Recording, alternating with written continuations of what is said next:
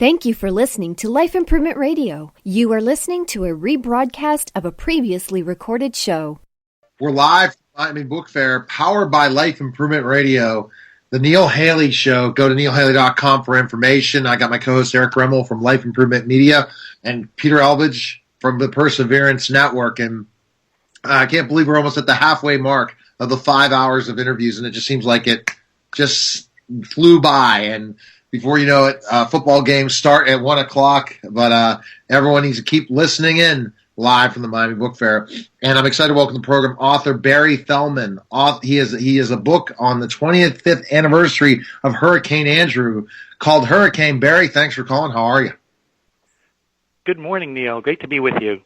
Absolutely. Let's kind of go really quickly to your background and why Hurricane Andrew, Barry. A lot of us here in South Florida that lived through the storm have very vivid memories etched about the experiences we had. And on the 20th anniversary, I decided to go look for some pictures I had taken and found them, luckily, not always as well organized as I should be, but I found some of them. And Homestead College campus asked me to put them up for an exhibition, which I did, and I found out that people had very memorable stories that they were anxious to tell and share. So I found that the idea of pictures and images being able to help us tell stories was something that I could explore, and it resulted in this book. Very, very interesting. So it's a time of that really hurt a lot of people, Hurricane Andrew, right? Something that people in Florida do not want to really remember in certain ways because of how horrific it was, right? This was one of the most, if not the most powerful storm actually to hit a major metropolitan area.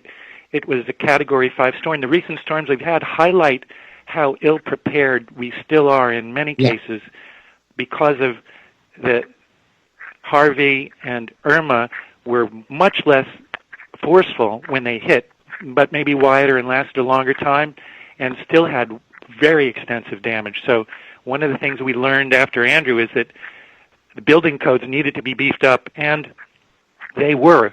And as a result, when Irma came through South Florida, very little damage to buildings. And both Miami-Dade and Broward counties beefed up their codes, and this worked really well. Wow.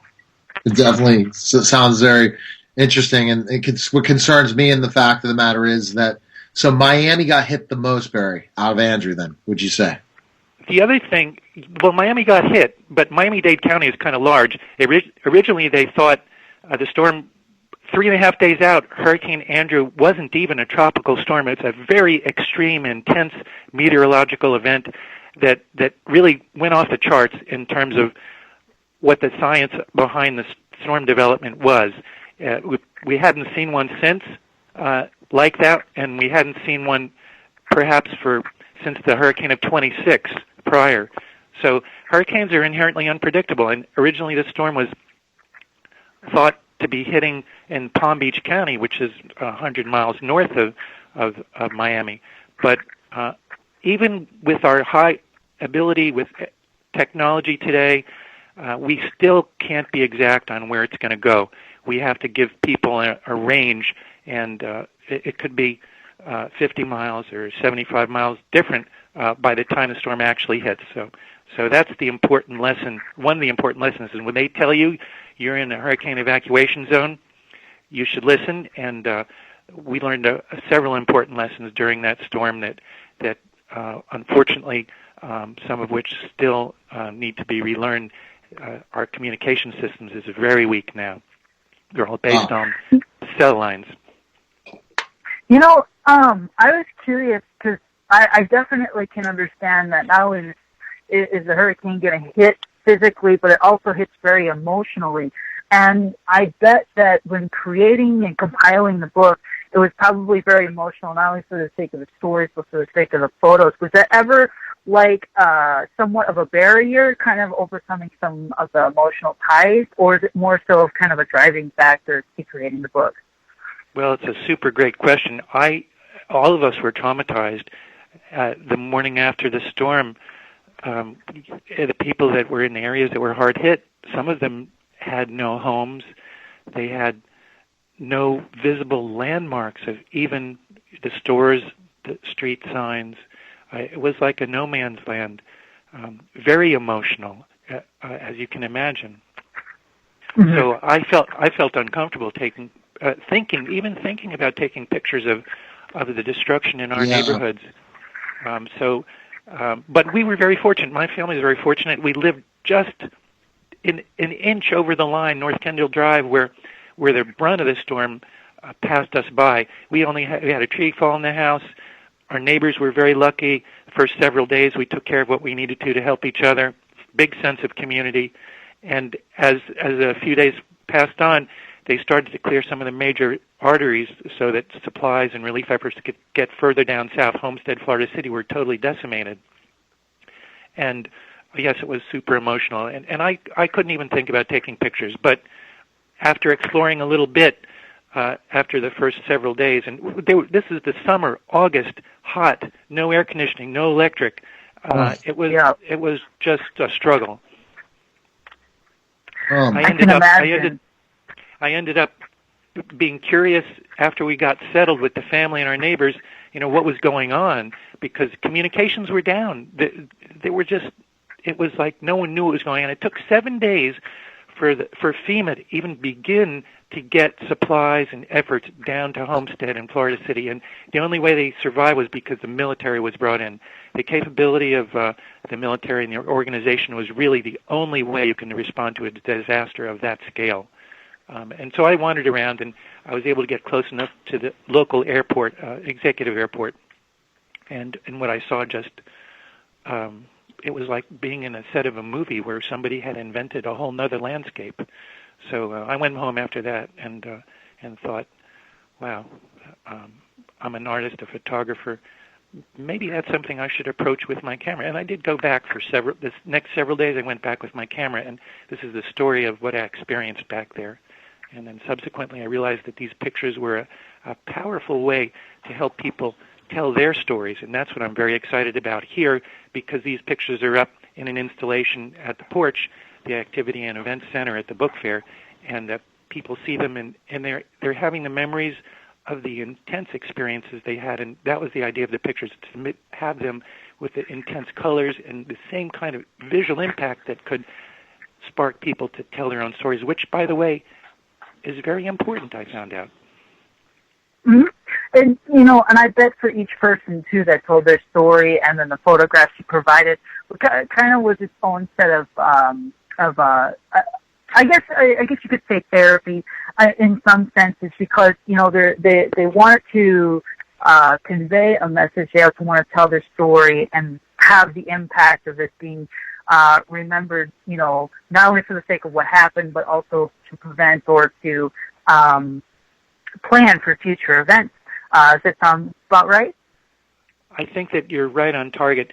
I think we like to tell stories. This is our nature. Even if we're not writers or artists, that part of what we love to do is to relay our experiences. And this is what I've found in speaking to the people and researching the book and asking the meteorologist who wrote one of the essays in the book, and who was instrumental in saving many lives. Brian Norcross was the only broadcast journalist that had made the preparations and had convinced the WTVJ network television station down here to make the investment in the backup systems that he knew would be critical to being able to report and to help people know what to do during and after an event, a disaster like this. And we in South Florida are so thankful that he made that effort, and that his station manager said, yes, let's make the investment. This is going to be a great benefit to our community should something ever happen. And it did a couple of years after he put in the backup systems. Every backup system he put in was used. He was able to remain on the air continuously for 24 hours from the time the worst of the storm started to almost 24 hours afterwards, and saved many lives by telling us what to do. Get in a closet, get into an interior room, get a mattress, put it over your head. And his book is really worth reading as well. When I started working on my project, I asked him would he consider writing an essay for the book, and he graciously said, "I'd like to do that." And as a result of that, he thought that it would be a good idea for him to put down all of the details. And as his memory was clear, still, we're getting older, and his book is something that the readers should probably take a look at too. He's so eloquent and exact and scientific. He's got a geek scientific background, but he's a fabulous storyteller and broadcast journalist. Wow. So I guess what is the ultimate hope by this book coming out? Do you have a specific thing to show the what happened, or memories? One of the reasons, or also, memories, yeah, memories for sure is to help people tell their stories, and the comment about therapeutic is I think really relevant here, because I've found even last night at one of the author events, I bumped into several people that had been through the storm, and once people start talking about their Hurricane Andrew memories, they're very interested to continue remembering details that they may not have even thought about for a couple of decades. And when you experience an emotional event, I believe that the memories of that event are deeply etched and can easily be recalled, different from the kind of memories you have of what you ate for dinner 3 days ago. and these memories, I think, are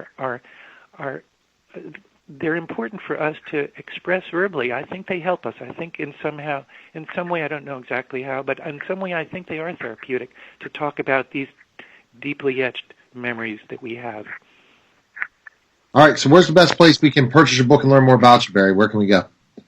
You can go to hurricaneandrew.com, and there's a link there where you can go on to purchase the book and look a little bit about the project, and you can see some of the other pictures that I am taking these days, which are not about disaster, but about the creative community that's been flourishing in Miami.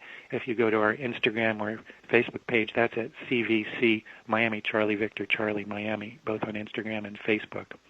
All right. Well, thanks for calling, Barry. Best of luck, and thanks for coming on the show. Thanks for inviting me, Neil. Pleasure to be with you. Take care. Thanks. Okay. See you later. Bye-bye. Bye-bye. You're listening to the Neil Haley Show. We'll be back in just a moment. Thank you for listening to Life Improvement Radio. The views expressed by show hosts or their guests are their own and shall not be construed in any way as advice from Life Improvement Radio. We make no recommendations or endorsements for radio show programs, services, or products mentioned on air or on our website. Personal perspectives expressed by the producers, writers, or editors will always be presented as such. Any rebroadcast or retransmission without the expressed written consent of Life Improvement Radio is strictly prohibited. Thanks for listening.